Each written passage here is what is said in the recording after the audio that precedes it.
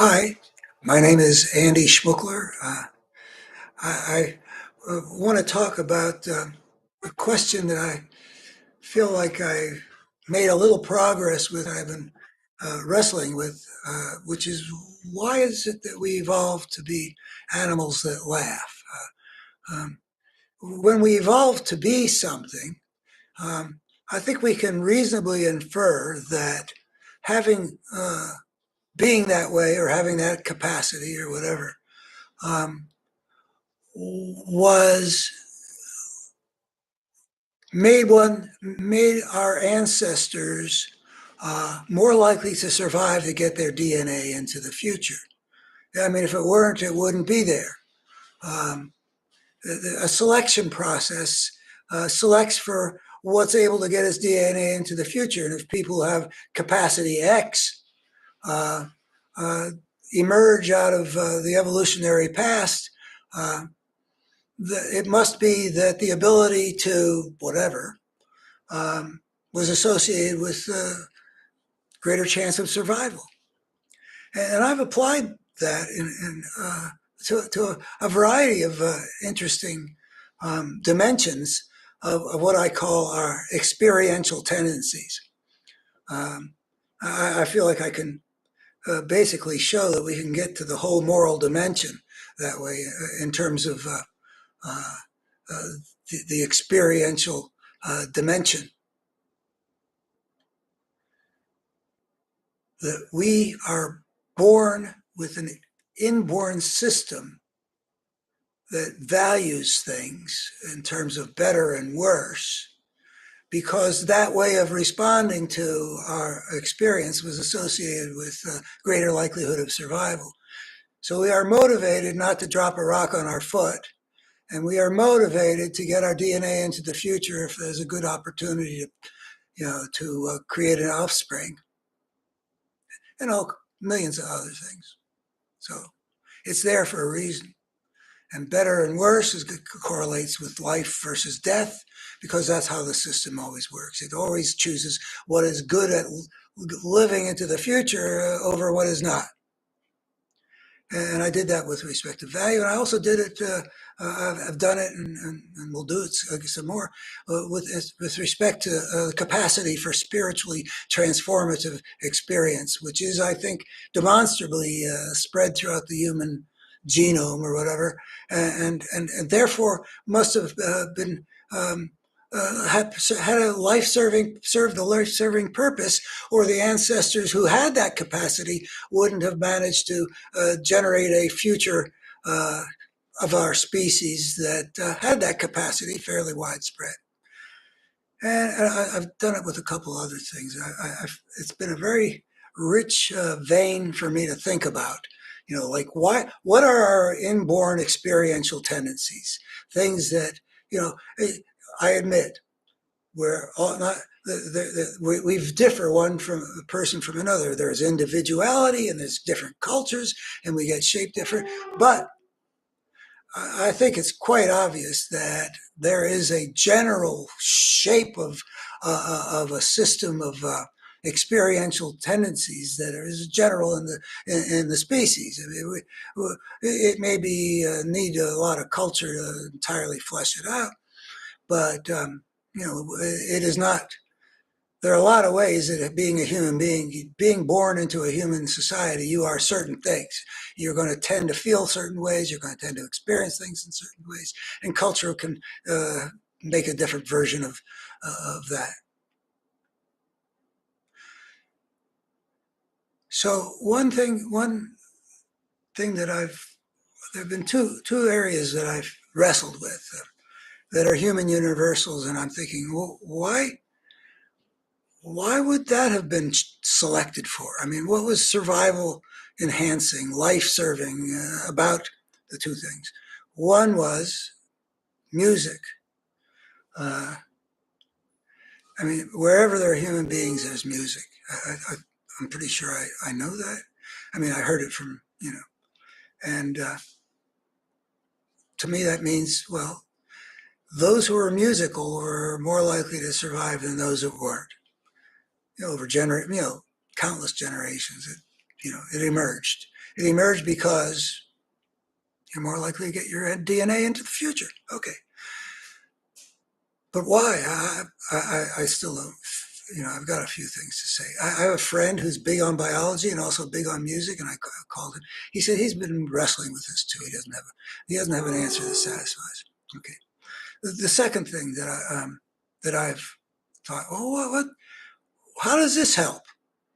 And that's a sense of humor or a propensity to laugh. Um, I'm not sure. One's physical and what's they're laughing is not just something that's just brand new. You know, um, it is something that's kind of primitive in us.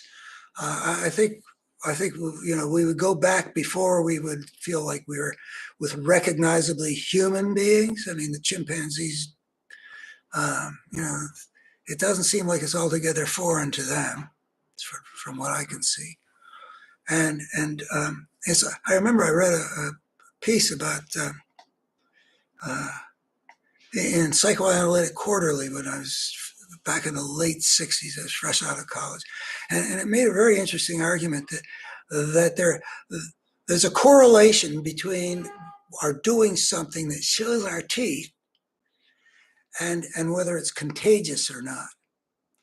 And for example, yawning, we know that that's contagious, and it involves opening the mouth wide, um, and laughter was another thing that this anthropologist, what was his name, Weston LaBerre or something like that. Anyway, psychoanalysis. So it's about contagion, and he was saying something about, anyway, I think laughter is very far back, and the fact that people laugh. I mean, it's not just certain cultures laugh, and I mean people differ how much they funnel into laughter, and people differ how much they funnel into music. I mean, German music is a lot better than German humor.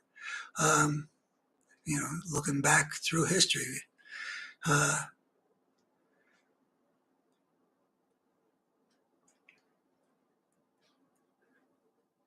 Being old again. So I wondered what was what was it that happened when people had a sense of humor and laughed, um, that meant that those communities in which that genetic tendency was emerging genetically would be better at getting their DNA into the future than those human genomes on some other little track that lacked the capacity for humor or laughter or whatever. So, a couple things that occur to me. One is laughter can dissipate tension. So a community is able to dissipate tension is got a better chance of doing okay than one that doesn't have that capacity. I hate to think on your time, but I haven't written this out or anything like this. But I think that there's also a way in which it brings people together.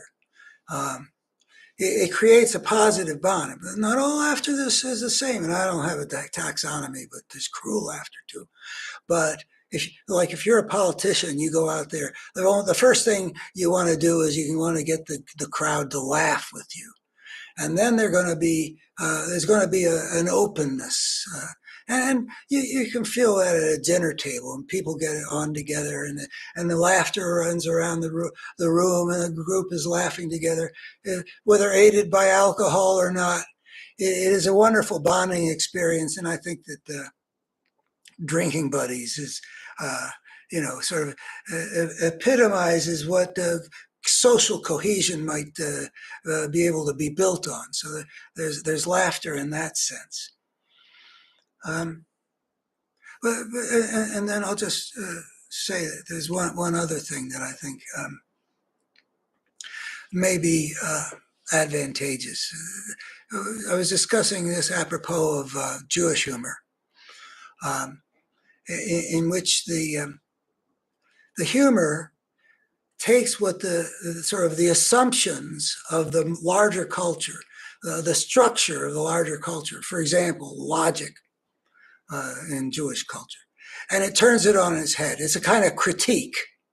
And this is just one specific thing. My guess is that if you were to look at the humor of any group, Irish humor, English humor, I know English humor pretty well, and I think that this fits well.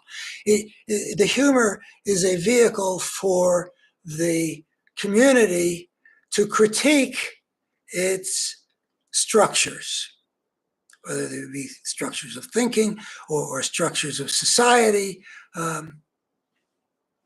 I think that it might be adaptive for society to not get too rigidified.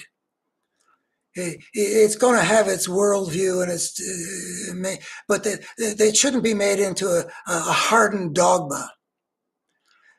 And maybe humor helps to sort of keep, contradict. You show that logic can be turned on its head in a culture that's built on logic. Um, maybe you're doing something that makes a society more likely to be able to last for generations, getting its DNA into the future, because